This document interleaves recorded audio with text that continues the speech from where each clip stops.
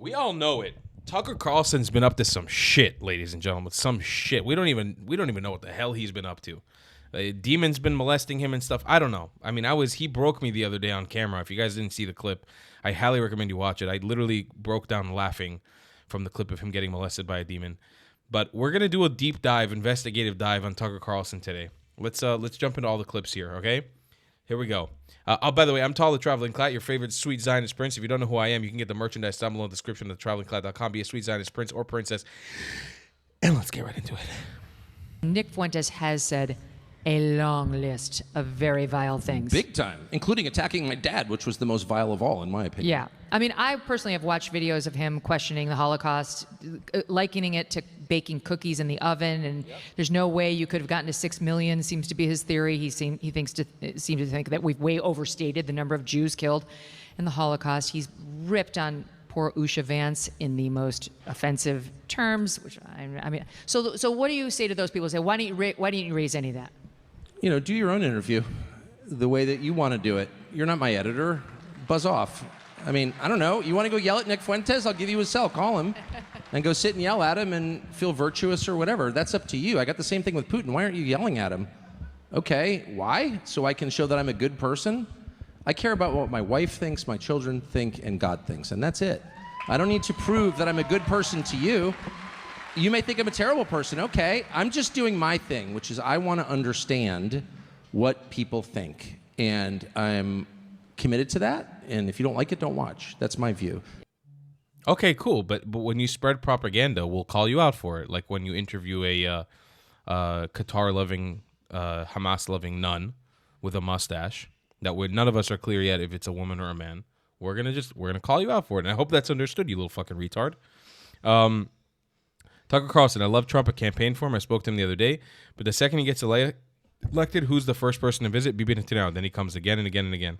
Why? Clarify what you mean, because when you were winding up on, the Republican Party has abandoned young men, I was with you. Both parties have abandoned young men, especially the Democrats, though, for so many other reasons. But why Israel? You're saying the focus? Because all the focus energy. is over there. Yeah, I mean, look, Trump is elected. I campaigned for him. And I love Trump. I just want to say that. And I talked to him the other day, and I love Trump. And I've known him for 25 years, and I could write many books on Trump, and they would be positive, basically. But the second he gets elected, who's the first person to visit? Bibi. Then he comes again. Then he comes again. And it's like the energy of the administration and of the entire U.S. government is all of a sudden about Iran. A war with Iran? Really? How many people do you know who've been killed by Iran in the United States in your lifetime? 0, because that's the number. How many people do you know who've died of a drug OD? Some. Maybe you have a nephew who did. So, like, what is this? I know you want to have regime change in Iran. I'm not mad at Israel at all. I'm not actually mad at Israel. I'm mad at our leaders for spending their time and my money focusing on someone else's country. And then I'm doubly mad because that's a total betrayal of the promise, which is your government works for you because you own the government, because it's a democratic republic. Like, what the hell is going on? And then if you say anything about it, it's like, you're a Nazi, you're an anti-Semite. Well, actually, I'm not. And I'm in a really great place to say that because I'm really am not. And no matter how many times they say that, it doesn't bother me because in fact, by the way, I think they are attacking me because I'm pretty reasonable. Like, who would disagree with what I'm saying? Maybe you do. Okay, you do, but you do. You disagree with No, we disagree with the propaganda that you're pushing because you're a fucking retard. You're a calculated retard. But the thing is, it's going to bite you in the ass. Oh, my God, yes. Oh, my team, I love you. I love my team. They sent me the demon clip again. Oh, I'm so happy. I'm so happy. Tucker, you need to understand something. You're never going to watch this because you're a fucking idiot. But here's the deal. You asking questions is all great. Everyone can ask questions. But I have a question. Where does your money come from? Is your money going to come from Qatar? Does your money come from Qatar? I'm just asking questions. When you were molested by a demon, did he put a probe into your anus that made you dislike Jewish people? Did he put a probe into your anus that made you all of a sudden want to criticize Israel all the time? What happened between when your anus was probed, okay, and when you were on Fox News before praising Israel and being pro-Israel? What happened to you? these are questions that I want to ask, and they're all legitimate questions. I feel like they're very reasonable. I feel like they're reasonable questions. Are they not reasonable? If I go, I feel like that's reasonable, totally rational behavior. So let's go look at one of my favorite clips of all time. Do you think the presence of evil is kickstarting people to wonder about the good? That's what happened to me. I love That's this. what happened to you? Oh yeah, I had a direct experience with it. In the milieu of journalism or just? Nope, in my bed at night, and I got attacked while I was asleep with my wife and 4 dogs in the bed and mauled. Physically mauled. In a spiritual attack by a demon? Yeah, by a demon. Or by something unseen that left Is that right? claw marks on my sides, on my... So it left physical mark. Oh, they're still there. Yeah. A year and a half ago. Was your wife terrified? I know you were. I wasn't. I was totally confused. I woke up and I couldn't breathe, and I thought I was going to suffocate, and I walked around outside, and then I walked in, and my wife and dogs had not woken up, and they're very light sleepers. And then I had these terrible pains on my rib cage and on my shoulder, and I was just in my boxer shorts, and I went and flipped on the light in the bathroom, and I had 4 claw marks on either side underneath my arms and on my left shoulder, and they're bleeding. Wait, they were bleeding. They're bleeding, yeah. No, they're actual claw marks. And I sleep on my side, so I wasn't clawing myself. I don't have long nails. And they didn't fit my hands anyway. But yeah, that happened. So I'm sure it happened. I'm not from a world where things like that happen. I never heard of anything like that happening before. I had no idea what that was. I knew it was spiritual immediately. You did? Okay, that was gonna be my question. Yeah. I don't understand to this day. I'm not gonna put it You more you didn't try to refute the spiritual part in your own mind. You went right into the Well, it didn't idea. make any sense, and it doesn't now. But I'm not from a, what do they call it, faith tradition that talks about things like that or even acknowledges their existence. Like, there's nothing like that. I've never heard anybody say anything like that in my whole life. What was the next day like? I thought he was Christian. Well, the next morning I woke up and I thought, that was the weirdest dream I've ever had. And then I saw blood on my sheets, and I realized that was not a dream at all. I called my assistant, who was like the only evangelical Christian I know, well enough to call with something bizarre like that, totally bizarre like that. And she said, oh yeah, no, that happens. Yeah, people are attacked in their bed by demons. What? What are you even talking about? Yeah. So, I mean. Sorry, hold on. If you want to know where the demon is. She said, oh yeah, no, that happens. Yeah, people are attacked in their bed by demons. What? Right there. Gotcha. That's the demon. That's him right here. What are you even talking about? That's the demon. Sorry, ladies and Yeah, gentlemen. people are attacked in their bed by demons. What? What are you even talking about? Yeah. Sorry, not sorry. So, I mean, I'm not leaving anything out, and I'm not pretending to understand that. I can only say what happened to me, and that did happen to me, and then I was seized with this very intense desire to read the Bible, which I then started without any study aids or anything. I bought a Bible that didn't have any. I'm not interested in editorializing in the Bible. I just want to read it and see what's in there myself. I have very low levels of trust for Christian pastors, most of whom, I'm just not a fan at all. And sorry to say that, but that's how I feel. And so I don't want to hear other people's opinions. I just want to see what's in there. And so I spent a year and a half reading it, and then I started rereading it. And it was just a transformative experience for me, but I'm not, holding myself out as someone from whom you could get theological advice, because I'm Sure, not. of course. I mean, I don't know. I don't understand any of it, but yeah, Do you that think happened God to me. allowed the demon? I have no idea what happened. All I know is I was dead asleep with my wife and dogs, and I woke up with claw marks on my rib cage underneath my arms, and it didn't even make sense. My arms would, anyway, whatever. No one has to believe me. I don't care. It doesn't matter. But that happened to me, and so I just was like, wow, that's real. Whatever that is, I'm even not sure what it is. It's But very real. And so then that presence of that evil yeah. launches something.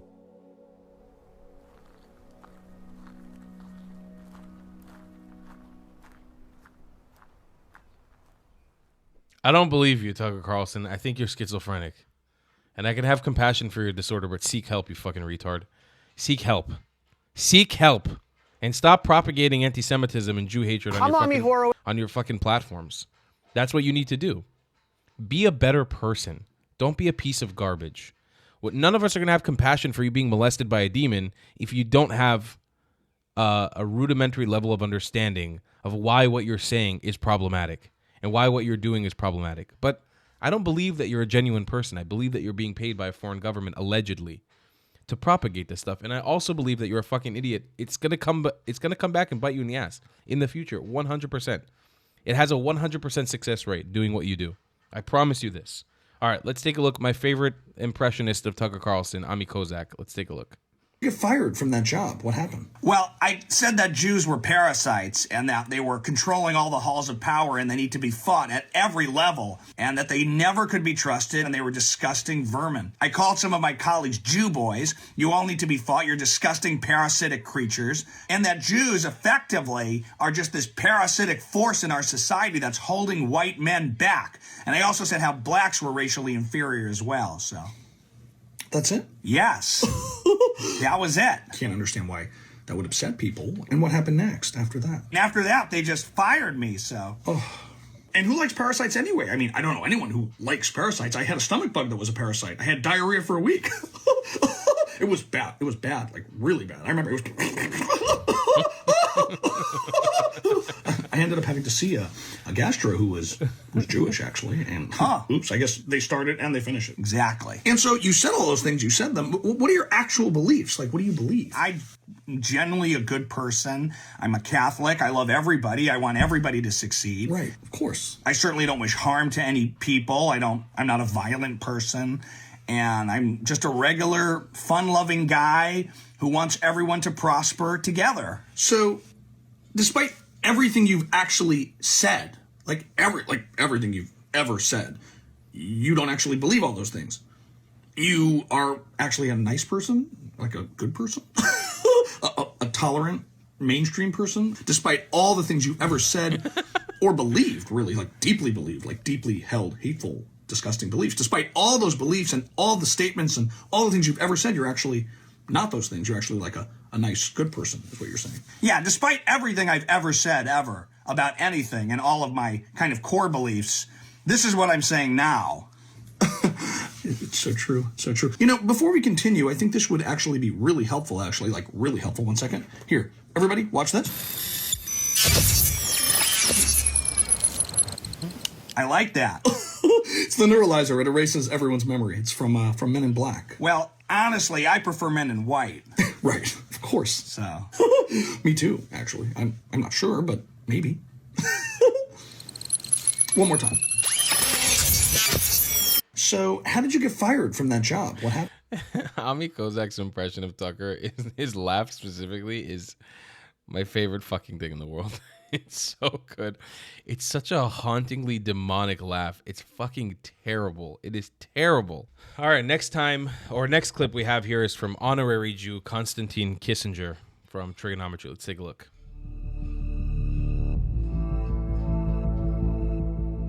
I remember reading a theory of history a long time ago, which gave a persuasive explanation for why human society seemed to repeat the same mistakes over and over.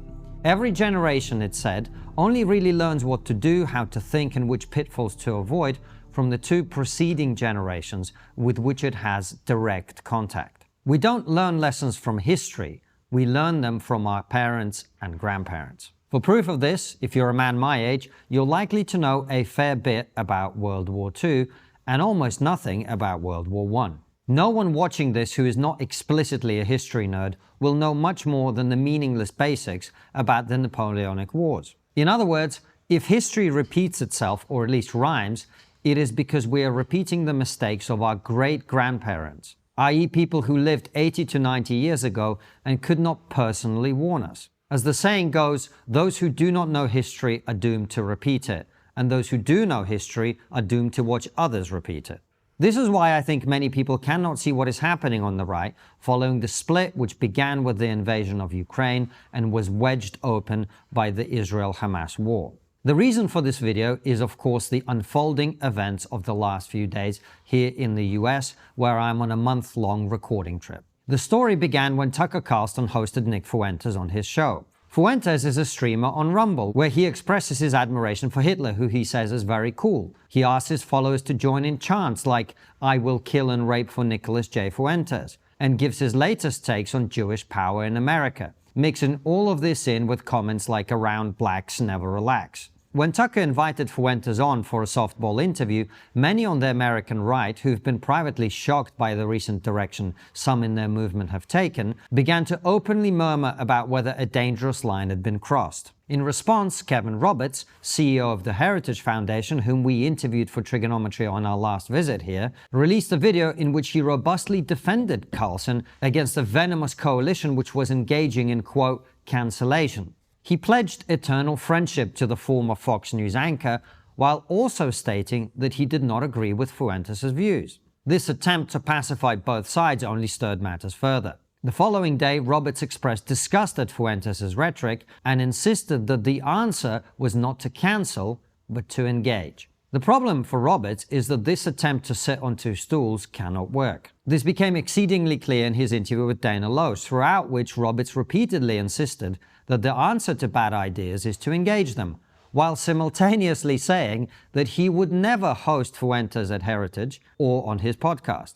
This is an obvious contradiction that even a slick political operator like Roberts cannot resolve. It's not his fault that the generational factional conflict within the right is coming to a head. You cannot simultaneously appease people who believe in a fixed set of ideas and people who believe that the only ideas worth having are cynicism and revenge. The BoomerCon establishment does not understand that Fuentes is not the problem. He is a symptom.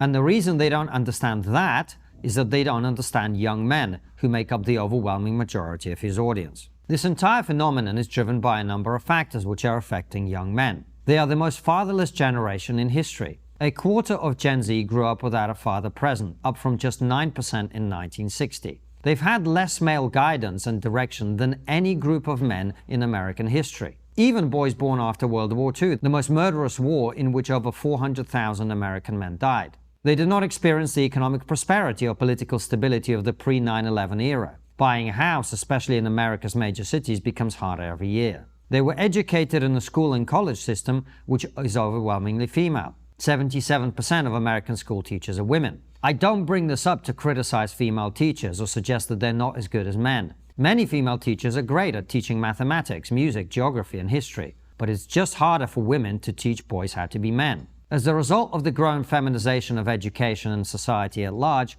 many young men were not taught to channel their aggression, anger, and competitiveness into productive activity. They were instead taught to suppress these natural male urges. And, as any therapist will tell you, you can't keep the things you suppress down forever. Gen Z spent their entire formative years lagging behind women in education and now earnings. Young women without children out-earn men. And for the entirety of this time, they were told that all men are trash, the future is female, and that they were to blame for every ill of humanity. It may be true that women haven't always had a fair deal in society, but that was never the fault of 15-year-old Zoomer boys who understandably bristle at being held responsible for something they neither created nor benefited from. And because they're white men, nobody cares about their problems. Is it really a surprise that some of them are resentful, angry, and openly rebellious? This perfect storm of alienation and the dearth of male guidance presents a lucrative opportunity for a new breed of influencer. Unlike fathers, uncles, male teachers, and sports coaches, Fuentes is not motivated by a desire to make a positive impact on the lives of the boys who listen to him. A father is incentivized to raise his sons in a way that makes them resist their worst instincts. As an influencer who makes money getting views online, Fuentes is incentivized to do the exact opposite. But the reason he delights in saying Hitler was very cool is not only a transgressive revolt against the puritanical gay race communism rammed down his generation's throat during the woke era and a desire for clicks. It's also because, to a generation which lacks the deeply ingrained taboo against fascism, there is no reason why fascism wouldn't be the answer. Some of their great-grandparents thought fascism was a great idea for many of the same reasons they do. Don't believe me? Look at the other side of the political spectrum. The British and American left is rapidly rediscovering its love for communism. Old ideas and old hatreds are returning across the Western world. No matter your views on illegal immigration, nobody who understands history can hear the AfD chanting Ausländer raus in Germany without feeling at least some instinctive discomfort. I've called this faction the woke right.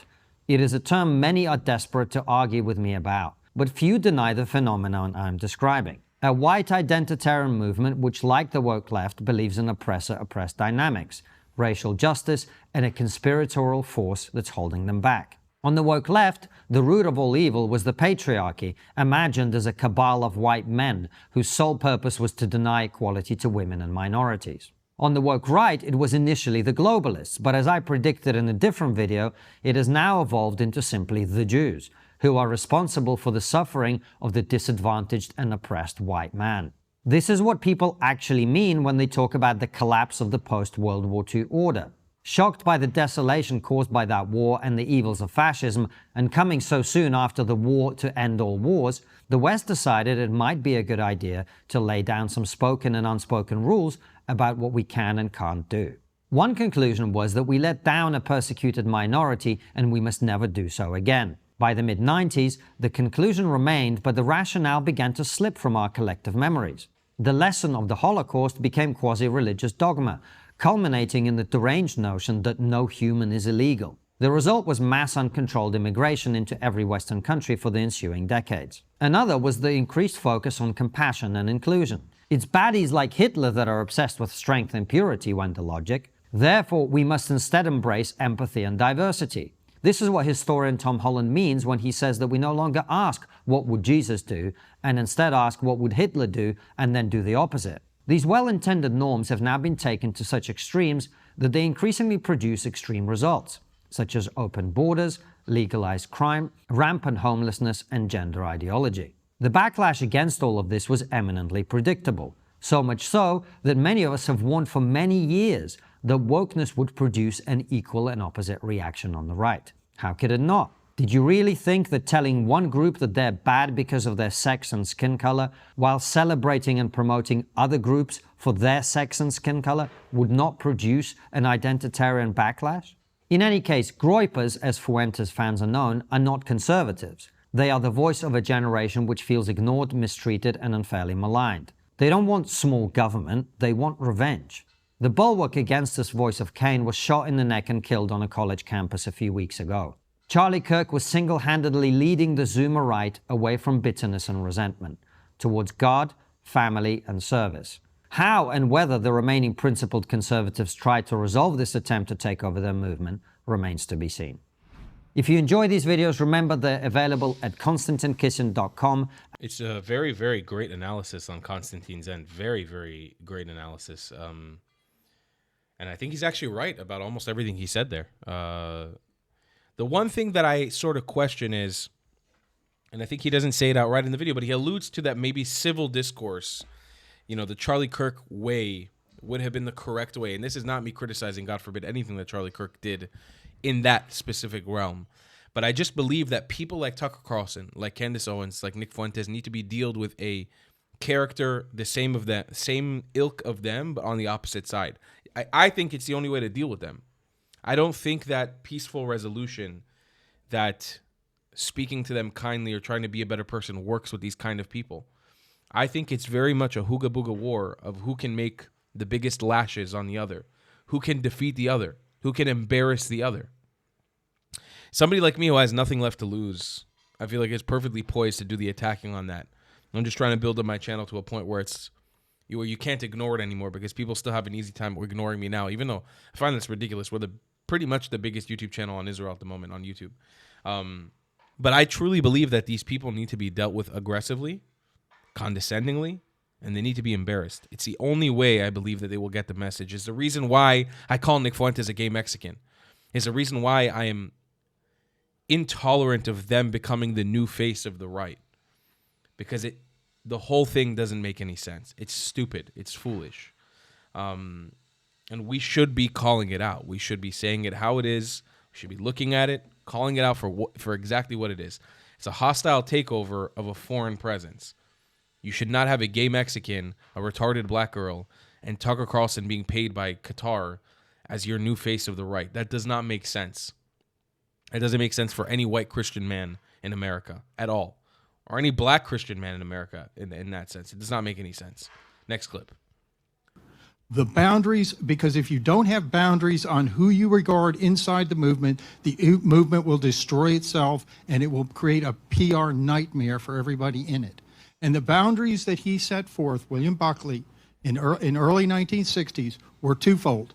You have to expunge all anti-Semitism, all of it, but that's just part of it, from the conservative movement. The other is you have to expel the lunatics, okay? The lunatics who think that Eisenhower was a communist, okay? And a whole bunch of, and we have them back now, okay? They are both here back just the way they were in 1959. And we have to go back and set the general parameters. You say, oh, we don't cancel. We do cancel. Did we cancel David Duke? Yes. You don't even know who David Duke was, probably most of you. I'd say. You know? Yes. Did we cancel the John Birch Society? Yes. Okay? Because they were harmful, because if they're in your movement, you look like clowns. Okay? And the issue here is Tucker Carlson. And I think, Mr. President, you don't understand the post-Fox Tucker Carlson. If you're not watching the interview with Daryl Cooper or Nick Fuentes, if you don't watch Nick Fuentes online, you don't know what's going on here. Okay? Who's Daryl Cooper? Well, you need to know who Daryl Cooper is. Well, I talked to Tucker about Daryl Cooper last year. Okay. Well, a lot like Eisenhower being a communist there. Whole lot. Okay? So with Tucker, you have both of these things. Tucker's show is like stepping into a lunatic asylum. This is Tucker, Daryl Cooper, Tucker, Nick Fuentes, and we'll talk about he's not having Nick Fuentes online. He's promoting him, okay? And Candace Owens, so forth, okay? So if you have someone inside the conservative movement who literally says that, oh my goodness, you know, Hitler really didn't want World War II. He was kind of a peaceful guy. It was Winston Churchill that caused this whole thing. My God. Eisenhower is a communist, okay? If someone is that nutty, and I know you're too young to care about, I'm a boomer. World War II is a big thing to me. But my God, if you could be that wrong about the World War II, you are wrong about everything on planet Earth. Okay? And then Nick Fuentes, okay? This guy is a neo-Nazi. He adores Hitler. He says he was a effing cool guy, okay? Do we want him in the conservative movement? Do we want people that are adjacent to him in the conservative movement? But if you look at what Carlson did, he wasn't ventilating Nick Fuentes. He wasn't telling the public about who this neo-Stalinist, vile, racist. He is the most hateful person I think I've ever seen, potentially, allegedly on the right. Did Carlson reveal this? Did he ask him one meaningful question? No. If you were to go after this, you could find 1,000 insanely toxic things that Nick Fuentes has said, all of which Carlson not only didn't reveal, he concealed them. And if you watch that interview, when he actually gets to the one point that's meaningful, and Nick Fuentes says, yeah, I've loved Stalin since I was a teenager. He's my number one guy. And Carlson says, we'll talk about that later. And then you never talk about it. And so he massages him. That was the most moderate interview, the most moderate presentation of Nick Fuentes I think has ever existed, all orchestrated by Tucker to mainstream him and bring him into the conservative movement. This guy. Dr. Rector. Yeah. Yes, sir. The question is, what is the role of someone who is doing this, who's mainstreaming a neo-Nazi Stalinist online, and who believes that Churchill was the cause of World War II? What role does that person have inside the conservative movement, looking back to what Bill Buckley told us at the very beginning of this movement? That's my question. Robert Rector, I love you. Thank you. I agree with you. And one thing, there'd be a lot of things to say, but so we can get to another question, but I want to address your fair question. I can speak to Heritage's role, which I see very clearly now, one of the lessons learned 6 days in. And that is, we do what we've always done, which is to confront those noxious ideas. And secondly, to be clear, that Fuentes, people like Fuentes, they aren't conservatives. There's no way that can be construed that way, or at least in a way that's persuasive. But we also, and this is not disputing what you've said, but adding to it a tactical desire, we have to understand that in 2025, that evil person, Fuentes, although I still have hope for his soul, has an audience of several million people. And at least some of that audience might be open to be converted. All of them, I think. My video didn't do that, although the intention was to open that idea, not to endorse what Fuentes is saying, but quite the opposite, to appeal to them. And that might be one of our medium-term goals that comes from this, is to, if they're totally off base, not worry about them. But if there's a segment of that audience who might be with us and they really are not Nazis and anti-Semites, then maybe we can eventually bring them into the fold. I think we have to think that way. I think here's where I sort of defer from this man that I'm forgetting his name from the Heritage Foundation and Constantine. I don't think we can cancel out Nick Fuentes' ideas. We have to fight them head on. And it's not just in civil discourse, like I said earlier.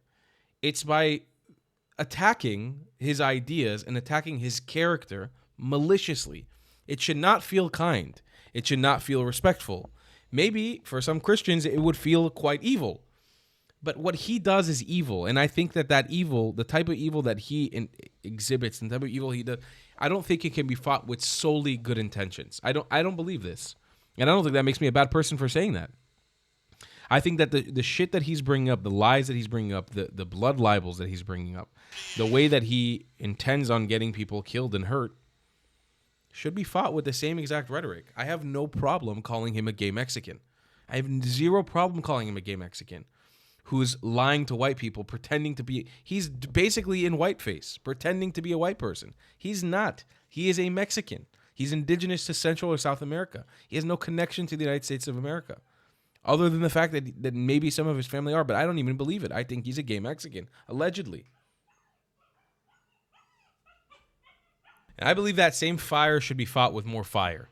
It should feel aggressive. It should feel unclean. It should feel unpolished. But it's the way, because I really see this as like a ooga booga fight. Like this is a tribal fight. It's a tribal warfare that's happening inside of the right, at least perceived to be inside of the right. And the only way you win is by publicly embarrassing and subduing that enemy. It needs to feel basically like almost like a mating ritual. There's a bunch of people whose attention can be bought by entertainment. And whoever's the most entertaining, whoever's the most vicious, malicious against the other one, who can bring them down, wins that crowd. Nick just goes, he's just a leech. He's doing what a leech does. He's taking advantage of every possible opportunity. He's saying the worst things.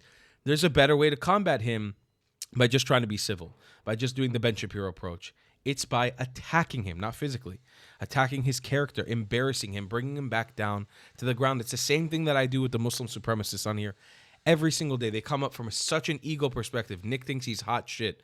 If you bring him down to the point where he understands he is not a white person, he doesn't stand for conservatism in America. He is a gay Mexican. He doesn't have a home here. He should be deported. He doesn't deserve to live in the United States of America. That's all. And you got to rip that point and make that the mainstream point. I know it sounds aggressive. I know it sounds unpolished. It's the solution. I'll see you guys in the next one. I love you long time. Goodbye, Klats. Has this ever happened to you? Hey, are you a Zionist? What is this hesitation? You think Judah the Maccabee was hesitating when he's fighting for Israel? Here, take this. Do you think Queen Esther hesitated before stopping Haman from ending the Jews of Persia? Well, hey Habibi, you think Herzl thought he was a white colonizer as he Zionized the Jews of Europa? Listen, kid, I don't care if you're a Muslim, a Jew, or a Christian. You're a Zionist, right? Yeah. Well, a good Zionist goes to thetravelingclad.com and buys some provocative merchandise. They do? Absolutely, a pinch of I have some incredible designs for you, Yellen. They say everything promised to you 3,000 years ago. Here, take a shirt with a matching hat. For you, good price. They say they kick you from 109 countries. Here, join the 109 club. Take shirt and matching hat. For you, good price. Habibi, you want to Zionize? Here, take shirt, matching hat. You like Kuba Select shel Safta? Here, take shirt, matching hat. Take sticker, take hoodie. Take, good price, good price, good price, good price, Yossi, achi, he understand you, stop! A good Zionist goes to thetravelingclad.com and buys merch. Yalla, Habibi, for you, good price. If you don't want to buy any merchandise, the best way to support me is by donating on Buy Me a Coffee, my PayPal, or becoming a member on my Patreon. Your support is very much needed and very much appreciated. Thank you.